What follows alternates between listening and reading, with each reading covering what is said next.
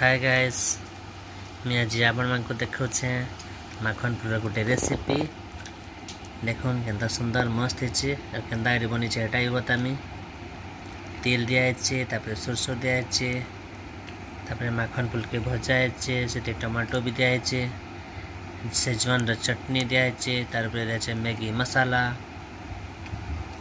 आप रोटी सागे भी खाई पारे भात सागे खाई पारे जमती खाले मस्त लगा है ना। यूनिक स्टाइल आपन भी एंदा बने खाई देखुन थरे देखिए के मस्त लगा। माखन फुली खाली खाएम बोलबे ये जह्नी भी देखिए बनी पारे छती देखिए बनी पारे।